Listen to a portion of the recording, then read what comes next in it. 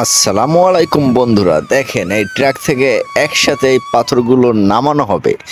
আর এই পাথর আগেকার দিনে নামাতে হলে কতগুলো মানুষ লাগতো, কত কিছু লাগতো, তারপরেও কত সময় লাগতো নামাতে। কিন্তু আল্লাহ পাক মানুষের মাথায় এখন এত বুদ্ধি দিয়েছে যে এইগুলো একসাথে নামিয়ে দেবে, তাও গাড়িতে হাইড্রোলিক সিস্টেম করে। এই পাথর কিন্তু অনেক প্রচুর প্রচুর ভার এই পাথর।